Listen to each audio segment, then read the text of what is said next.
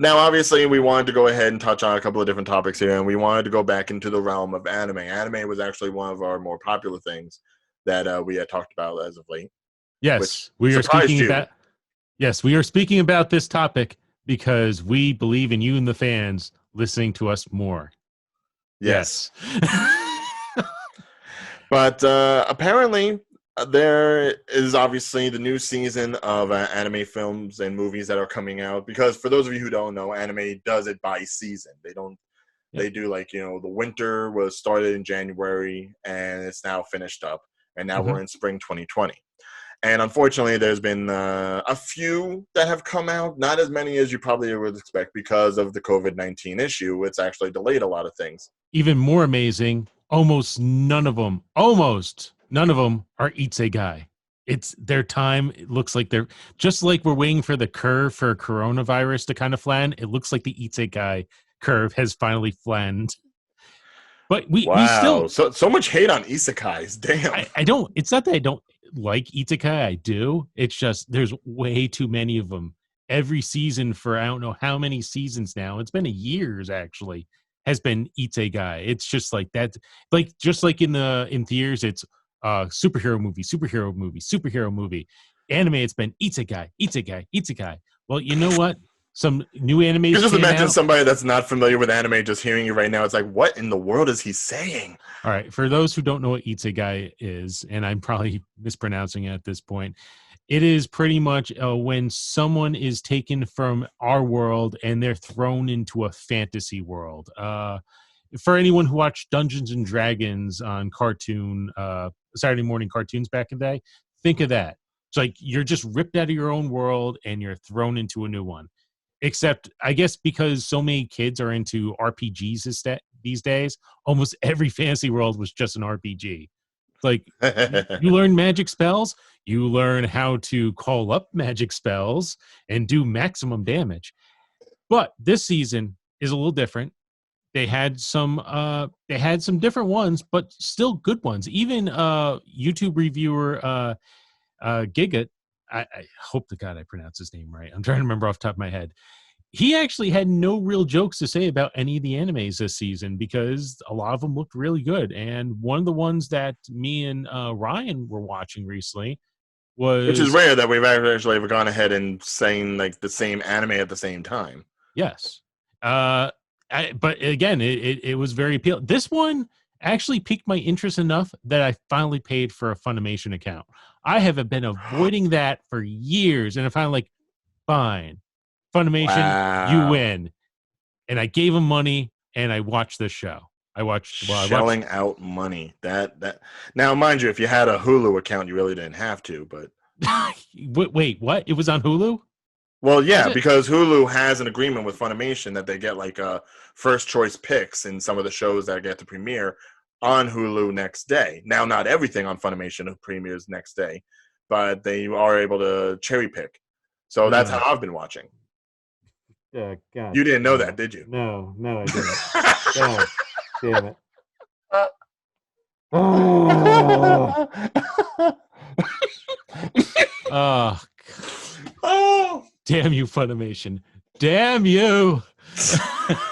To be fair, there are some things that you'll be able to watch that I can't. Really get that Gal and Dino, feel from the show. And what is it? That Glempner, the thing with the weird mascot look. That just thing. Yeah, I did want to see that too, even though I heard it's kind of creepy. If we're thinking about the same anime, Yeah, but the funny one that enough, we actually are watching is Appare Ranman. yeah. I wait. I did want to mention one more thing about Funimation before we jump into this. I'm sorry, folks. There's another one about like Bunny Senpai likes me or something like that, and they came out with a movie, and I got my Funimation account just in time for them to say we're pulling this down in the next 2 hours. If you don't watch this in the next 2 hours, you're going to have to wait 6 months before you can watch it, and you're going to have to pay for it someplace else. Oh yeah, what was the title of that? Rascal Does Not Dream of Bunny Girl Senpai. Yes, that one. So, and this wasn't the TV series. This was the follow-up movie. So it's like, well, I'm not going to watch the entire TV show and then watch this movie. So I guess I'm never going to see that movie.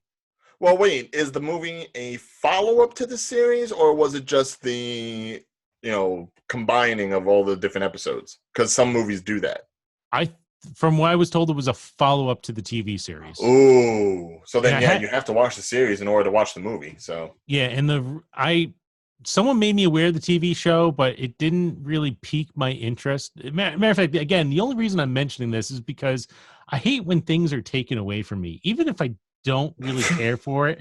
The minute you take it away, I suddenly have this interest in it, and it's like, we're taking this away from you. You're never going to be able to see this again. All 6 months. I'm like, well, how fast can I watch all the entire season of anime? Can I do it in an hour? I did not. God, I'd hate to see your dating life. What dating life? Anyway. So, all right. Yeah. So, anyway, a pair ramen. Am I pronouncing it correctly? No. Okay. It's appare ramen. Appare ramen. That sounds delicious. Jeez.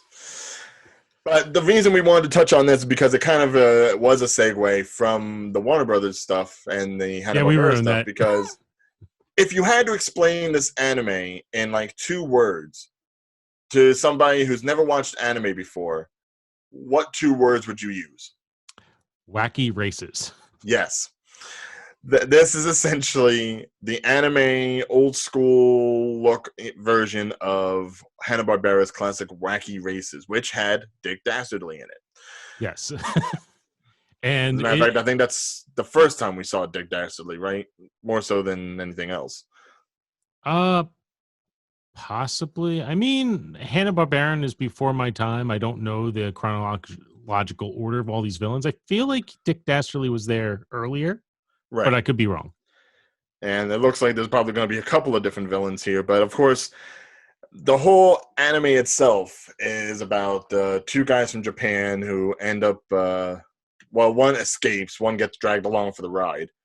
Yes. There's Appare, who is basically a socially awkward, inventive type who works with a lot of steam engines and mechanics and stuff like that, things that were pretty much taboo because this happens around the late 1800s. By the way, when I first saw the character, I thought he was a woman. I thought that too. I think it's the makeup around the mouth. Yes. And then watching the episode and he speaks, I'm like, oh, dude. Yeah.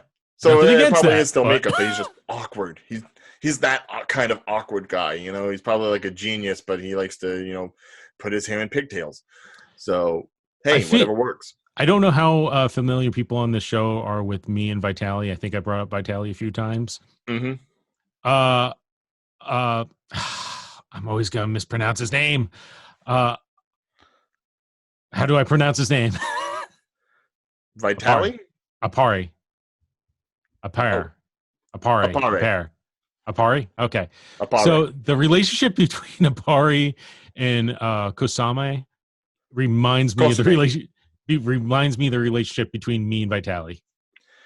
Right. So Kosame Ishiki, who is the one that gets dragged around for the ride, he is just a very stout, honorable, kind of milk and toast wimpy samurai who was essentially tasked with trying to get home, whereas Appare doesn't want to go home. How's he wimpy? He's a samurai. He's an instructor. He takes control of things. Yeah, but he's the kind of person that's like, let's just be at peace. Let's not fight. Let's talk it out. Let's just work this out. He's not. He's not vicious. Forthright. He's not aggressive. Yeah, he's not vicious though. It seems like he's not vicious. No, it's like if he gets into a fight, it doesn't seem like he's really going to back down. It just seems like he's honorable and like what was the choices here? He was going to have to kill Appare, so I think he was trying to avoid that. He didn't want to actually kill the young man. Right, but instead of defending him, he's just like, I'm just gonna go over here. You guys work it out. He's the one. I've always hated characters like that who are like capable of fighting and yet do everything in their power just to avoid it, even if it goes to the point where it sullies your good name.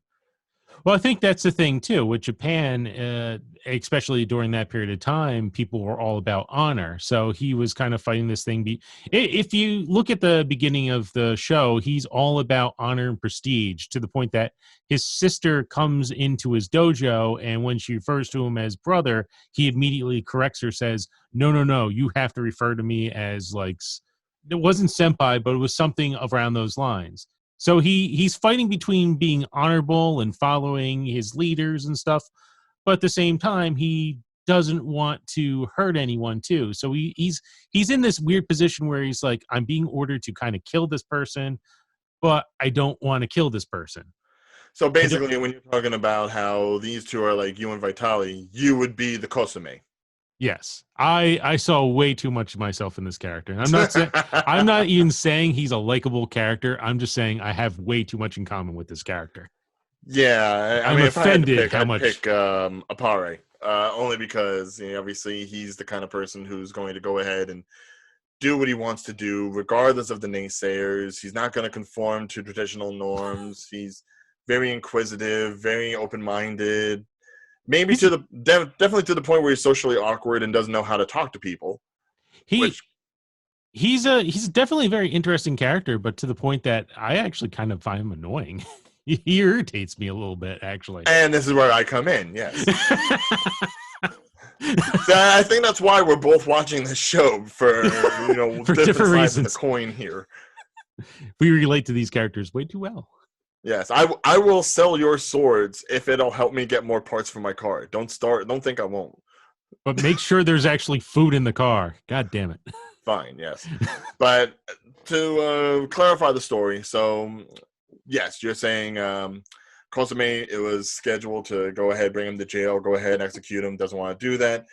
He tries to get Apare to run away, which they do. He gets on a steamship boat of his own creation Mm-hmm. and gets into the Pacific Ocean with Kosume somehow being roped into the thing. And they make it all the way to Los Angeles.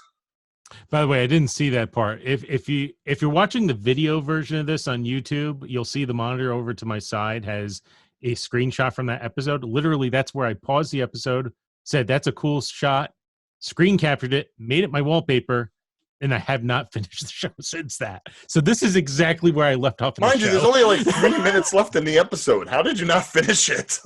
I was very tired. And then very busy for the next 48 hours after that. Okay, fair. You couldn't work in the 3 minutes. I understand. So Three then, minutes and I'm spoiler out alert of for here. you, they make it to America.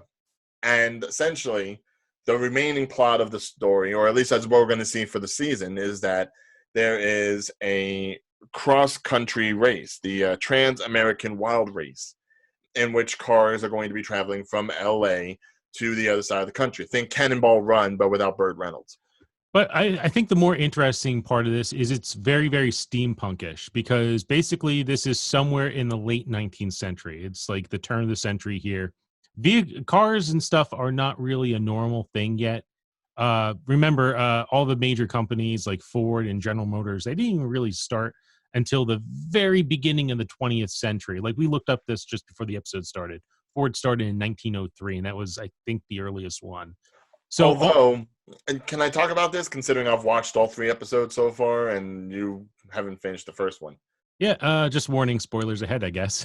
Yeah, spoilers ahead if you haven't seen all 3 episodes. Which, mind you, there's only going to be 3 episodes to watch at this point because the rest of the remaining episodes are obviously pushed back due to the pandemic. So if you want to go ahead and catch up on it, you have the time to watch the 3 and really get into the groove of things. But the Trans-American Wild Race is actually sponsored by 3 automotive companies. All 3 of them are essentially takes on classic car companies. You've got Iron, which is basically Ford. You've got BMW, which is basically BMW. And then you have GM. Now, I don't know if GM is going to stand for, General Mechanics or if it's going to be for something else. Can't But be General Motors. well, yeah, I'm obviously they can't do General Motors, so Actually, it's got to be something else. doesn't General Motors have the copyright for GM as well? So that they're kind of risking some stuff there, unless General Motors doesn't own the international lettering for GM. I can't imagine that it would, but So yeah, so along with these companies going ahead and sponsoring this race, you've got all these weird different types of characters coming in. They're going to race their cars. They're going to win. Some of them are gas fueled. Some of them will be steam fueled. Obviously, there's Again, trains and everything still going on. So this is still in the steam age of things. I feel this is something to point out because we're comparing this to Wacky Racers, and very much like Wacky Racers, none of these are really just normal cars. No, they are Again, huge cars. yeah. So this is turn of the century. Some like Ryan was saying, like Big O was saying, this is the turn of the century. Some are steam powered, some are electrical, some are blah blah blah. They're all different designs. They all have different weapons on them. Some are big, some are small. It's like it's just a mix One of of them characters. looks like a girl. Yes, that is the main character. I think we already pointed that one out. No. The car looks like a girl. There's going to be one that's looks... going to be all dressed up in pink with like eyelashes. Okay. It's in the opening theme when you see that cinematic. I think I missed that one. I think I was stuck on the segue. Oh, that's the first thing that made me think Wacky Races. It wasn't even so much the cars. It's the fact that there was one big-ass female-looking pink car, and I immediately think Penelope Pitstop. Oh, man. It looks like it's going to be a fun thing, but it looks like right now, at least from episode 1, it seems like they're still setting some stuff up. I'm guessing you've seen all 3 episodes, so I'm assuming once episode 2 comes in, are they going to just jump into it? Or are they still building up to the start of the race? They're still building up to the start. Chances are you're not going to get the actual race until like probably halfway through the series by the looks of it, because now you're introducing all these additional characters. You're introducing the Chinese female mechanic. You're introducing the, I guess, either French or English, possibly. I don't know. Ritzy character. You're introducing the superstar cowboy drunk who's going to be in the race. There's even a little Indian kid that's going to be an assistant to Apare and Kosume. They're just bringing in all the other aspects of like Western life. Is that's the other character that looked like a woman and then he opened his mouth and like, oh, another dude? Which one? Apare's assistant. There is still... I should point out, like that was the weird thing. I guess they figured if they try to build up the race, it would bore people. So they actually the opening of the first episode was the race. So you got a quick overview of everyone and all the vehicles, and then they backtracked to how it all began. And right. That was like, you tease. Yeah, but as for the little Indian child or Native American child, okay. I don't know if it's a boy or a girl yet. Well, I know that Perry had is it the same character that was in the opening of the race in the first episode? Because remember, it's the little Indian kid that helps before they drive off. Yes. Is it the same character? Yes. Okay, so I'm pretty sure it's a boy. Are you sure? Because he's got a deep voice. That doesn't necessarily mean anything in anime. Especially if it's supposed to be a character that's androgynous, they'll go ahead and give like a lower female voice. And as of far, but it looked like a very young child, and it's like too deep to be a young female child. I know, but every time like Kosume has approached him as like a little boy shouldn't be doing this, and it's like I'm not a boy. Now we don't know if that means I'm a girl or if that means I'm a man, and they had to grow up quick. I don't know which one it means. It's creepy, man. It's like I don't know what to think of the character. All I know is kid's got a vendetta. What's the kid's name? The kid's name is Hototo. Okay. Yeah, there is no information on that character yet. Right. I'm looking at the Wikipedia page, and they only have enough information for However, 3 characters so far. I should say that as far as the voice cast goes, Hototo is being voiced by a woman. Really? Yes. Well, again, it's a child, though.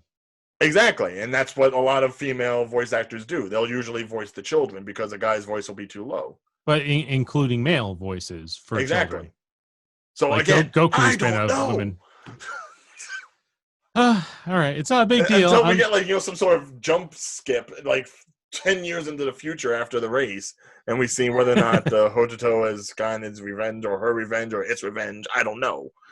By the way, I should messing with my point head. out because in today's environment, when I bring this up, it makes it sound like, oh, he's got something against it. I don't have anything against it. It took me by surprise. It's like I'm totally cool with it. It's just like, oh, dude. Yeah, I mean, that's always been something with like animation. It's like as far as like gender norms and gender neutrality, they either go all the way in, like to the point of extremes, or it is so subtle that you just have no idea, and it doesn't matter because the characterization of the character is more important than their gender. Well, that's the other weird thing about this to me is again, one part of it is Japan is kind of like in that flux as well because they were a very private society and now they've opened up a little bit more, and Yes, this was around that time. it makes room for someone like a Perry who is like he's intrigued by this and he gets away from the norm of his culture. So when you first see the character and he's got the little bit of lipstick and he's got the pink hair, it's like okay, that's cool. He's eccentric. He's out, but then they do a flashback of him in the first episode as well, and he still has the pink hair as like a little child. I'm like, I don't know if he would have been able to get away with that back then, unless they're just saying like the character was just born with pink hair. Yeah, he's just always been different, Apparently and so. they've never accepted him. But yeah, that's what I got. It's gonna be an interesting show. What do you know what day the new episodes come out? As of right now, I've been seeing them on Saturdays, whether or not that's same day or next day on Hulu.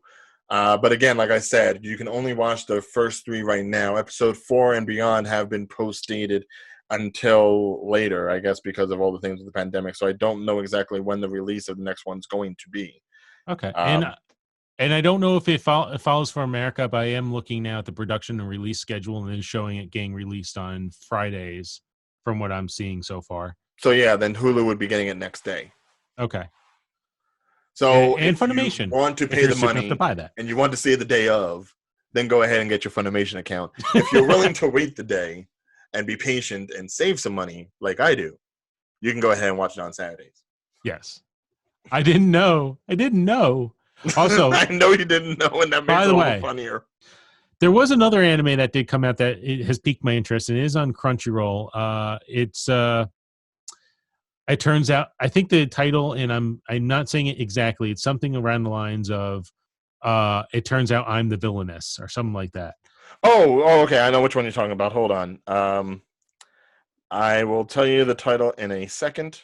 Hold on. My Next Life as a Villainess, All Routes Lead to Doom. Yes. So in this one, it's about it. It is the one isekai of the season. Oh, But hold on. Now, here's where I gotta like preface things because does it count as an isekai if they're basically being transported into a game as opposed to an actual fantasy world? I don't think it. I think it counts. I think it's as long as you're taken from your world into another world. Okay. Okay, fine. If you want to go with that definition, because I figured once it got into like video game status, it was just like a video game anime as opposed to like an isekai. No, because again, it starts in the real world, and then the woman moves into the video game world. But it is kind of an interesting premise, and that's the only thing that's been keeping the Isekai brand going. Has just been like everyone comes up with their like everyone used to come out with a different version of Die Hard on a boat, Die Hard on a plane, Die Hard here. On a bus.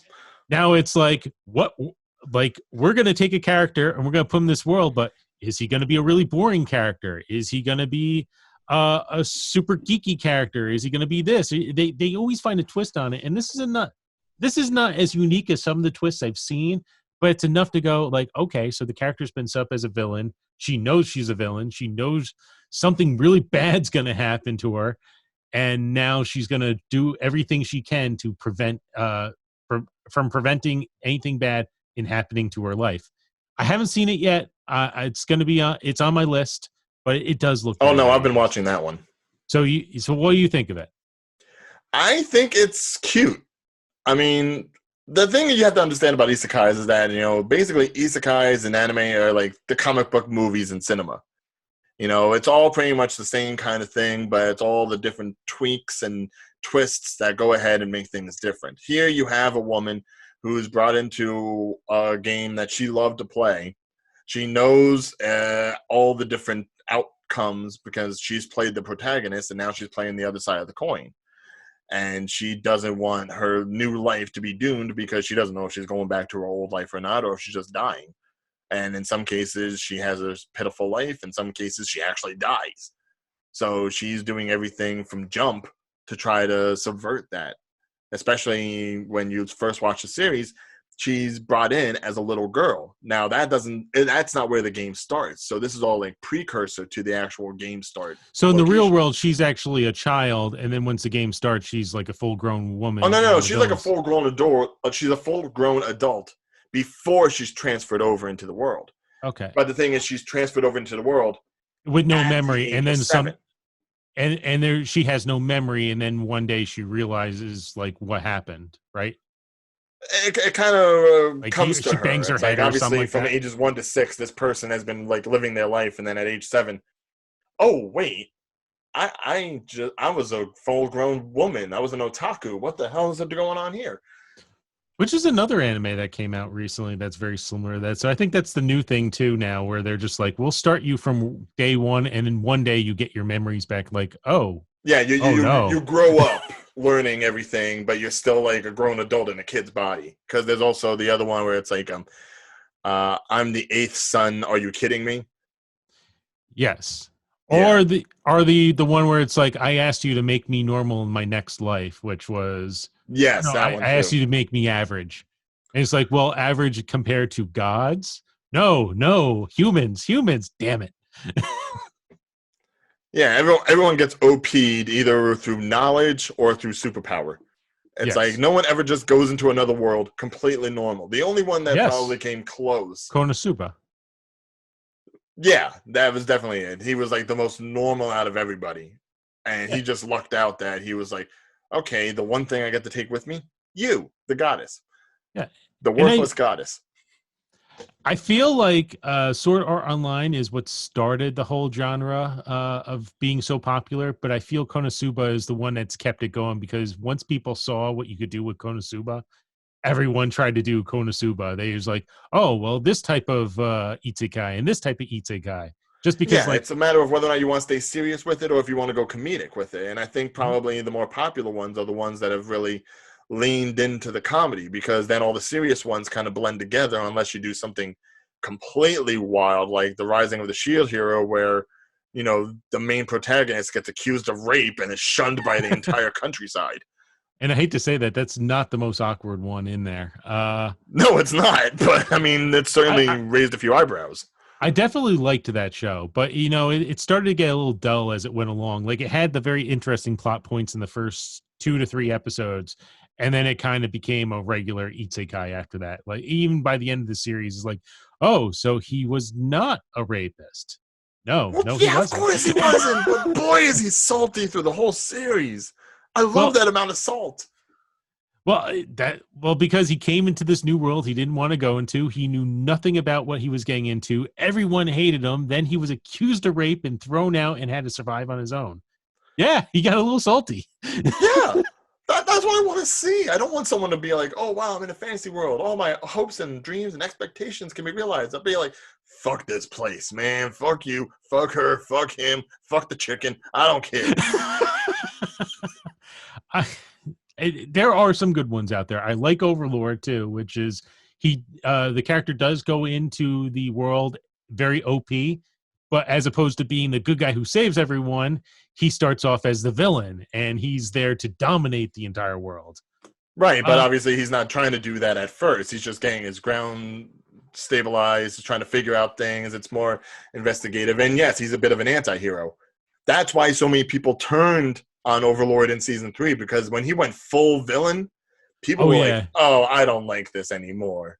Yeah, I won't spoil it for anyone, but there was one episode, it's like, because they made you feel for the people he went after. And I'm like, oh, but I don't want them to die. Oh, don't worry. They're not going to die. We're going to torture the hell out of them. Oh, that's even worse. Well, I mean, some of the people that got tortured kind of deserved it. I mean, I remember, there's the one scene where the guy is just enveloped completely by cockroaches. Mm-hmm. No, that dude deserved it. Yeah, a lot of them deserved it, but like these were like adventurers. They're meant to like explore stuff, and again, Yeah, I'm no, not going to they spoil. got the short staff of the stick, Yeah, obviously. even like the one person, like we're going to give him mercy. All right, now go kill him. But you say you're going to give mercy. Yeah, death is going to be mercy compared to what we're going to do to you. Right. Oh, Like the only redeeming factor is if they do make like a season 4 of Overlord, if they go ahead and make him realize what he is doing, like oh he's no. got a little drunk with power, and he's like, let me try to backtrack this a little. Well, they explain why he's doing it. He's not that he's drunk with power. It's that he's trying to prevent his lords from turning on him. He feels like if he doesn't show that dominance, they're gonna go after him. So he's Yeah, but trying that's to always keep. like the first sign of villainy when you're, paranoid to the point that you're doing horrible things for your own protection rather Well, than trying to find another way out. so there that well, and he's kind of stuck there. So he's like he's investigating. He's trying to get his name out there so that he can find a way out. But till then, he has to kind of be in a bit of a survival mode to a degree. And Okay, I but there's think a way to do it where you don't need giant goat demons just killing everybody. But you know what? It does kind of reflect our world too, because like every leader in this world is very villainous, and it's like you are literally picking the lesser of multiple evils. Okay, well, until Ainz Al Ghul does a spell where everyone just gets disinfectant put into their bodies and dies from the poisoning, I'll be like, he's going a little far. That'll be season 4. Yes. Anyway,